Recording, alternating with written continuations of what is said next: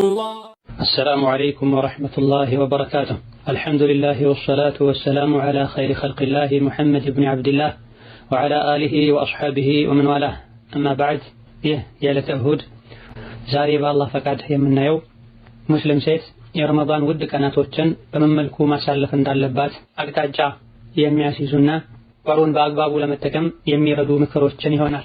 በመሰረቱ ምክሮቹ ለወንዱም ለሴቱም የሚያስፈልጉና የሚጠቅሙ ሲሆኑ ወላኪን ነቢያችን አለይሂ ሰላቱ ወሰላም ሴቶችን ከወንዶች በምክር ይለዩ ስለነበረ እንደዚሁ ደግሞ የማህበረሰቡ አብዛኛው ክፍል ሴቶች ከመሆናቸው አንፃር ምክሩ ቀጥታ የሚተላለፈው ለሴቶች ይሆናል። ወንዶችም ጭምር ሊጠቀሙበት ይችላሉ። ሸሪዓው ለሁሉም ነው። እነሆ ረመዳን እንደሚታወቀው 30 ወይም 29 ቀናቶችን የያዘ ወር ነው የሚሆነው። እስኪመጣ ድረስ በጉጉት እንጠብቃለን። በጣም ግን የሚያሳዝነው ወሩ ከገባ በኋላ ምንም ሳናቀው ይገባደዳል። በጉጉት ስንጠብቀውና ብዙ ነገር ስናስብ ስንዘጋጅ እንዳልነበረው ብዙም ሳንጠቀምና ሳንለውጥ ወሩ ጥሎን ይሄዳል። ይህ ትልቅ የሆነ ከሳራ ነው። ይህ በጣም በርካታ ሙስሊሞች የረመዳንን ወር በአግባቡ አይጠቀሙም።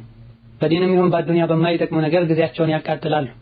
ብዙዎቹ የመጀመሪያዎቹ ቀናቶች ላይ ጥረት ሲያደርጉ ጊዜያቸውን በአግባቡ ለመጠቀም ሲሞክሩ ቢታየም ከጊዜ በኋላ ግን ነሻጣቸው የሚቀንስበት ወኔያቸው የሚወርድበት ሁኔታ በሰፊው ይታያል። በኸይር ነገር ላይ አይሽቀዳደሙም። አይንና ጆሮአቸውን ምላሳቸውን በአግባቡ መቆጣጠርም አይችሉም።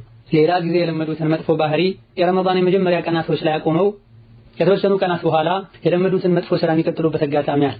ረመዳን ትልቅ የሆነ ትምህርት ቤት ነው። አኽላቃችንን ሊቀይረው አህዋላችንን ሊያስተካክለው ይበልጥ ወደ አላህ ያቃርበን ይገባል። ይህን ለማሳካት የረመዳን ወር ሙሉ በሙሉ በዒባዳና በመልካም ስራ ለማሳለፍ እነዚህ ምክሮችን መጠቀም አስፈላጊ ይሆናል። ይህን ያደርገን እንደሆነ በረመዳን ተጠቃሚዎች እንሆናለን። የጀነት ደረጃዎች ላይ ከፍ እንላለን። ከሱሑር እስከ ሱሑር ያለውን ወቅት አላህ በሚወደው ኸይር ስራ ማሳለፍ እንችላለን። እነሆ ጾም የሚጀምረው ፈጅር ላይ ነው። ሙስሊም እህት ሆይ ጾምሽን ስትጀምሪ በሱና ልትጀምሪው ይገባል። ይህም ሱና ስሑርን መመገብ ነው። አነስ ባስተላለፉት ሐዲስ ተሰሐሩ ፈኢነ ፊ ሰሑሪ በረካ ብለዋል ነቢ ዓለይሂ ሰላቱ ወሰላም። ስሑርን ተመገቡ ስሑር ላይ በረካ አለ ብለዋል።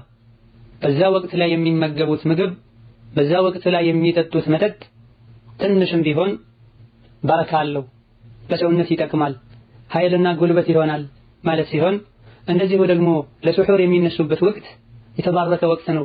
በዛ ሰዓት ላይ ዱዓ ቢያደርጉ ዚክር ቢሉ ሶላቶችን ቢሰግዱ ቁርአን ቢቀሩ ወቅቱ ጠባብ ሆኖ ዒባዳው ትንሽ እንኳን ቢሆን አላህ ዘንድ በረካ ያለው ዒባዳ ነው ማለት ነው።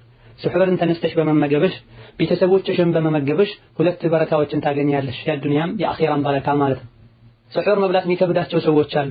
በዛ ሰዓት ምግብ ማያስፈልጋቸው ሰዎች አሉ። 3 ፍሬ ቴምር በመቅመስ አሊያ ደግሞ ወተትና ውሃ ጭማቂ በመጎንጨት ስሑር የመመገብን ትሩፋትና ደረጃ ማግኘት ይቻላል። ሱናውንም ተግባራዊ ማድረግ ይቻላል። ስሑር ራሱ ሱና ከመሆኑ ጋር ስሑሩን ማዘግየቱ ሌላ ተጨማሪ ሱና ነው። አዛን ይላል ብለን እስካልሰጋን ድረስ አዘግይተን ልንመገብ ይገባናል። በርካታ እህቶች ቀኑን ሙሉ በስራ ተጠምደው ስለሚውሉ ደክሟቸው ስሑርን ይተዋል። እየተንገዳገዱ ተነስተው ለቤተሰቦቻቸው ስሑር አቅርበው ራሳቸው ተመልሰው ይተኛዋል። እዚህ በጣም በሚያሳዝን መልኩ ደግሞ ድራማና ፊልም እያዩ እዛው ላይ የሚነገባቸዋል። ዘግይተው ተኝተው ለስሑር አይደለም ለፈጅርም የማይነሱ እህቶች አሉ። ጾሙን በወንጀል የሚጀምሩት ማለት ነው። ተኝቶ ፈጅርን ማሳለፍ ትልቅ የሆነ ወንጀል። ልክ አዳን ስትሰሚ መመገብን ማቆም ይወጅብብሻል። አዳን ወጣ ማለት